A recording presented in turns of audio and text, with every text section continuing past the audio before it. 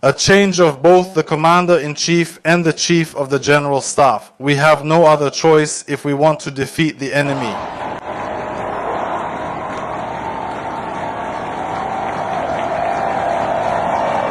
The problem is that people wanted to take to the streets, and that's the right thing to do. The conflict between Fedorov and Syrskyi has reached a critical point. Zelensky ultimately fired Ukraine's Minister of Defense and admitted that the commander-in-chief of the armed forces of Ukraine, Syrskyi, basically gave him an ultimatum, either the military or Minister Fedorov. And Zelensky chose not the tech-savvy minister, but rather Syrskyi, who directly commands the Syrskyi regiment, which has been involved in the most high-profile scandals in the Ukrainian armed forces, at least in the past month. Today, July 16, people in dozens of cities across Ukraine took to the streets in support of Fedorov.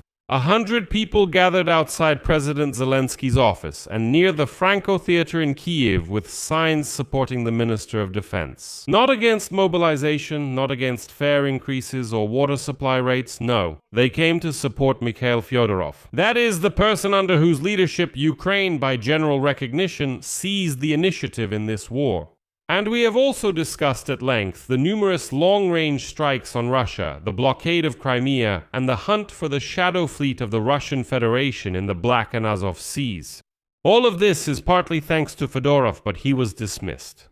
And do you know how Zelensky responded to all the protests? He simply said that people do what they want. Like, let them protest. That's what our democracy is for, and that's it.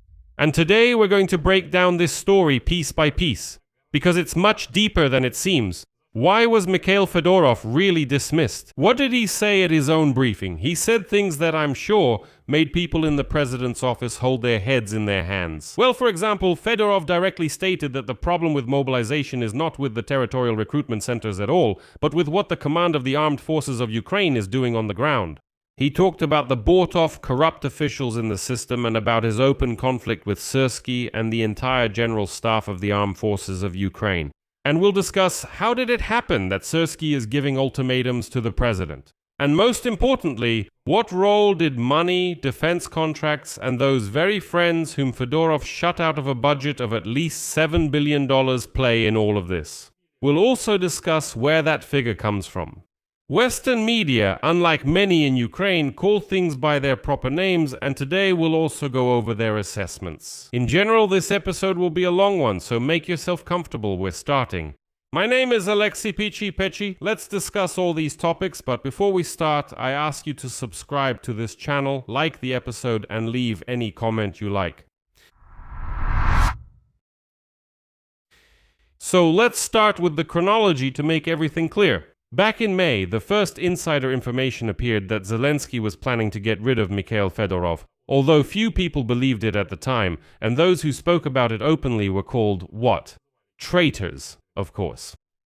But already on July 12th, Zelensky suddenly announces a complete government reshuffle. Prime Minister Syrskyi resigns, and along with her, the entire cabinet of ministers is supposed to step down automatically. The official reason? Renewal. A renewal of strategy, but on the same day, sources report that Defense Minister Fedorov might not find a place in the new government. And in fact, the whole reshuffle of the cabinet was planned mainly to dismiss him because they were afraid to target only the defense minister. On July 15th, all of this is confirmed, and a statement appears that Zelensky will not nominate Fedorov again for the new cabinet of ministers. Instead of him, they propose handing the defense ministry to Igor Klimenko, who is the head of the Ministry of Internal Affairs and the former head of the National Police. Fedorov at that moment writes a farewell post, quote, "It was a great honor to serve the Ukrainian people as the Minister of Defense." And at the end he adds two words that I'm sure everyone noticed, "to be continued." At that moment, all of Fedorov's supporters clearly understood what was happening and began to publicly express their support for the Minister of Defense. Well, one of the deputies from Servant of the People even decided that he would give up his seat if Fedorov was really dismissed. And so, on July 16, Ukraine wakes up and takes to the streets. And here it's important to understand why. Because Fedorov is not just another official. Well, as Fedorov himself said, people came out to protest not so much in support of him personally, but rather in support of the reforms that had started to work. The Financial Times today called his resignation the most significant personnel change that could undermine Ukraine's war effort. Judge for yourself what Fedorov managed to accomplish in 6 months as minister, disabling Starlink for Russian military forces. According to experts and military officials, this plunged Russian command and control into total chaos and also prevented drones from attacking cities.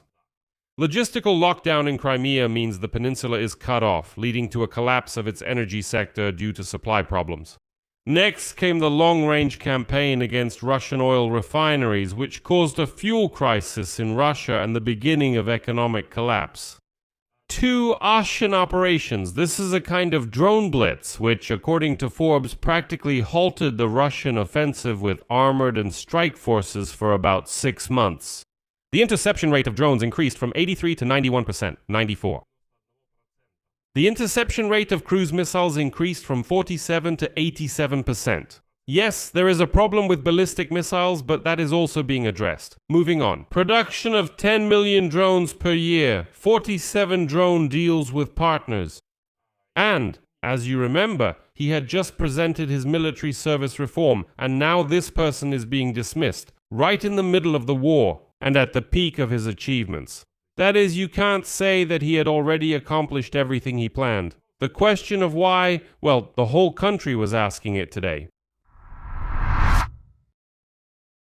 President Zelensky announced the official reason for the first time at a closed meeting with the Servant of the People faction. The reason is a systemic, irresolvable conflict between Fedorov and the commander-in-chief of the armed forces of Ukraine, Oleksandr Syrskyi.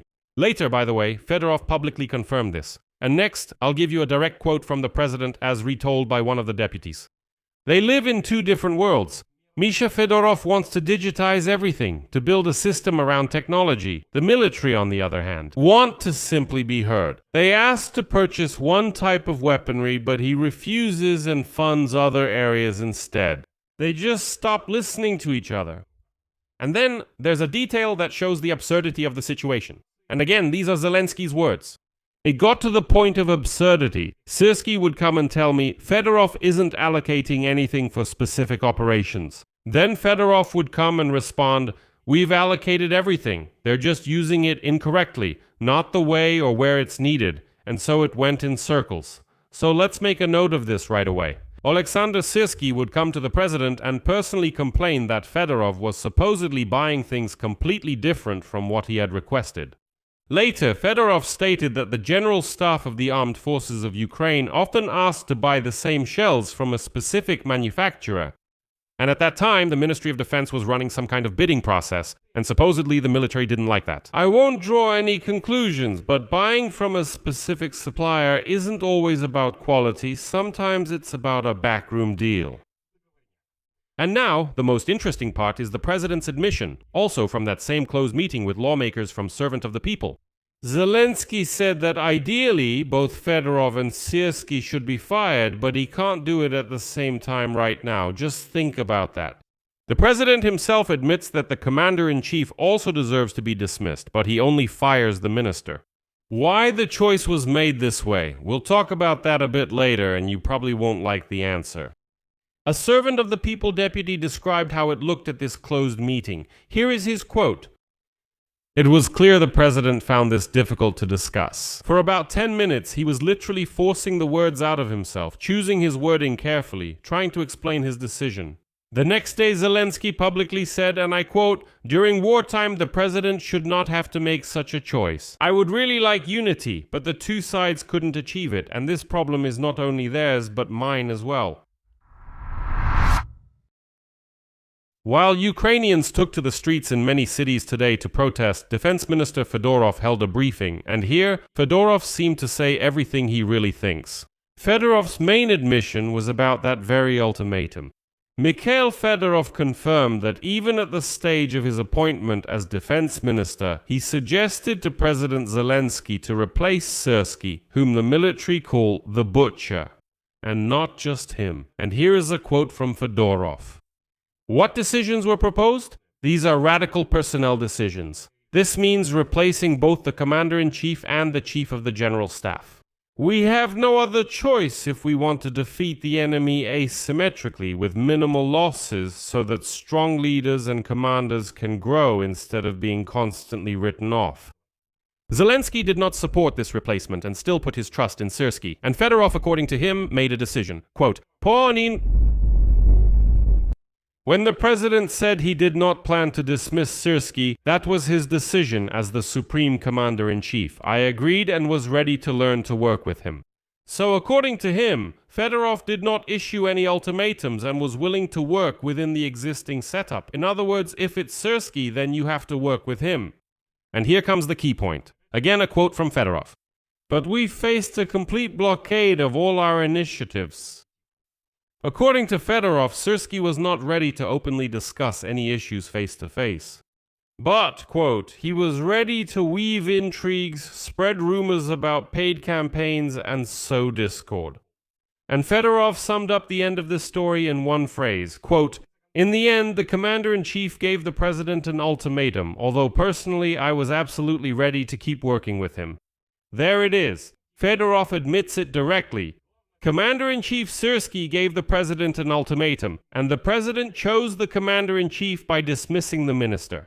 By the way, sources have confirmed that the entire group of generals, not just Syrskyi, but Syrskyi's generals as a whole, gave Zelensky an ultimatum. Either them, that is, either the military or Fedorov's team. At the same time, I have to give Fedorov credit, he didn't badmouth Syrskyi or insult him in any way. He said directly that Syrskyi shouldn't be underestimated as a military leader. Because in 2022, as Fedorov stated, Syrskyi saved the country. That includes the defense of Kiev, Kharkiv, the liberation of Kherson, and so on. But, he added, since then the war has changed. Quote, we can no longer just rely on what worked in 2022. This was a reference to the fact that the Ministry of Defense, for example, promoted the idea of drone warfare, directing more money toward drones instead of shells. More effort was put into forming even a separate branch of the military, the Unmanned Systems Forces. But according to Fedorov, the generals didn't like any of this. What other problems in the army did Fedorov talk about? He didn't hold back here either. The first is mobilization and the territorial recruitment centers. He was directly asked why, as the Minister of Defense, he didn't reform the military enlistment offices. Let me remind you, Zelensky accused him specifically at the faction meeting of failing this mobilization reform. Supposedly, that was the official reason for his dismissal. Well, as you remember, that's actually not the real reason.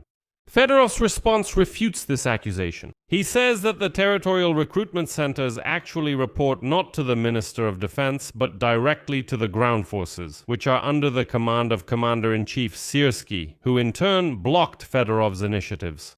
In other words, Fedorov was accused of failing to reform a structure he didn't even control, and then he said something important. Quote, we can't solve the issue of mobilization without a new social contract, and he gave examples of how it should be done. The Third Five Corps, where the doctrine and vertical structure have been established, or Khartia, which has a waiting list of at least 2,000 foreigners wanting to fight. Another quote, there are a lot of people in the army who could do more if they were given freedom. In general, Fedorov's message is very simple. You can't solve the issue of mobilization when you have huge problems within the army itself. And here he mentioned the Syrskyi regiment, and he also mentioned the commander of the 155th Brigade who was recently arrested. You know what for. That's it. And he says that this needs to be dealt with so that those who are mobilized understand what they're getting into. The second issue is corruption within the army itself. Fedorov stated that in order to eradicate corruption and scandals, like the case around the Syrskyi regiment, which is a high-profile case involving the brigade commander, it is necessary to change the leadership of the armed forces of Ukraine, including Syrskyi and the chief of the general staff, Hanatov. And thirdly, according to him, the state has digitized data about the situation at the front, about losses, and about the achievements of each individual commander. That is, the effectiveness of the generals can be measured objectively, not by Fedorov's words, not by someone else's words, but by real digitized data. But it seems that this is exactly the kind of measurement that some people are afraid of, or at least wary of. And now, what Western media are writing about today and what people here are saying, as they say through gritted teeth, money. Forbes reports, After joining the Ministry of Defense, Fedorov launched a large-scale audit that uncovered corruption schemes worth billions of dollars. The Economist gives a figure. The audit found about $7.2 billion in overspending. And Fedorov acted, as Forbes writes, quickly and ruthlessly. And here's a quote from Fedorov himself. "We said, let's have everyone go through a polygraph. Those who didn't agree were immediately fired. What do we have? The man exposed schemes worth billions, pushed dozens of arms clans away from the defense budget, whose discontent worsened the conflict, and 6 months later he was fired after an ultimatum from the generals." And here, journalist Stanislav Asev, who spent 28 months in Russian captivity, put it more harshly than anyone else. According to him, Zelensky sided with those who advised the president to fire Fedorov in order to keep siphoning billions from the Ministry of Defense. The Financial Times adds, quote, "Fedorov was preventing influential figures from making money on defense contracts." And at the briefing, Fedorov himself said a phrase that speaks volumes. Quote, "When 90 people who had problems after our work at the Ministry of Defense of Ukraine come to the president, it's probably hard for him as a person to analyze all of this and make the right decision. Those 90 people from the inner circle are the ones whose pockets, Fedorov's work might have affected." And against this background, there is the reaction of the army and society. The deputy commander of the Air Force, Colonel Pavel Yelizarov, resigned in protest, calling Fedorov's dismissal pure evil. Advisors to the Ministry of Defense have left. This includes Sergei Beskresnov, the legendary Flash, and Sternenko, who wrote, quote, "The state has become much further from victory." People's deputy from Servant of the People, Pechiy, announced that he would resign his parliamentary mandate due to disagreement with the personnel policy. European Commissioner for Defense Kubilius demanded an explanation, calling what is happening a big surprise for the entire European Union. A military official from the Kherson administration, Belkovsky, wrote, "Of all the defense ministers since the beginning of the invasion, he is the best." The invisible barriers for drone manufacturers disappeared almost instantly. And now, instead of Fedorov, the new defense minister will most likely be the former defense minister, the Minister of Internal Affairs, Klimenko. Klimenko is a policeman, a man of the system, a man of discipline, but definitely not a man of technology. And now Western observers are writing directly, Klimenko is just perfect for the generals and contractors. And the final touch of this episode, Zelensky offered Fedorov the chance to stay, to become some kind of advisor or find any other role for himself on his team. Fedorov refused. Quote, "I never had the goal to become a minister, to remain a minister, or to look for positions for myself. For 7 years, I was next to the president implementing reforms. In the president's inner circle, I am definitely the person who valued and still values him the most, and I have never let him down. The president has not yet chosen Syrsky's side. I'm sure the president is listening to the Ukrainian people and the situation will be fixed." But it seems that President Zelensky has already made his choice, and it's not in favor of Fedorov. And now, responding to the protests, Zelensky said, quote, "I understand, I hear, and I respond to what society says. We are fighting for freedom and democracy. People do what they want. They wanted to come out and protest. Good. Fedorov will remain on my team, however. His exact role will be announced later." Fedorov himself commented on the protests as follows. "The people did not come out for Fedorov, but for themselves. Right now, it's not about me. It's about the root of the problem that needs to be solved. In the current setup, it's impossible to win." Let's sum it up. In the middle of the war, the most effective Minister of Defense was dismissed, and he was dismissed under an ultimatum from Commander-in-Chief Syrskyi, whom the President himself supposedly also thinks should be replaced. By the way, after Fedorov was dismissed, Syrskyi even mockingly wrote a post saying that it was supposedly thanks to his own liberation operations. More precisely, thanks to preventing the Russians from advancing to Kiev in 2022, Fedorov is able to hold briefings in Kiev today. And then he thanked the Minister of Defense for his work and wished him luck. It's a kind of mockery, what they call the roar of the victor. He just growled like, "You see, I won, that's it, so goodbye." But in fact, the minister who was fired had uncovered schemes worth at least $7 billion and made enemies among everyone who was feeding off that defense budget. People went out to protest, and the president responded that they're just doing what they want. Like, they went out, good for them, great, well done. Personally, I don't really believe the story that Fedorov will be brought back. More likely, they'll come up with some advisor role for him, the generals will celebrate their victory, and everything will go back to the way it was. The protest will gradually die down. Well, it's not the right time for Zelensky to fight with Alexander Syrskyi, who apparently has gained unlimited power over the president. But I emphasize, these are just guesses. These are simply my own guesses. But you know, this whole story reminded me of something. February 2024. A popular military commander, a conflict with Bankova, dismissal, an explosion of public outrage, and nothing came of it. Do you know what I'm talking about? This is the story of Valery Zaluzhny. It's happening again. July 2026, a popular minister.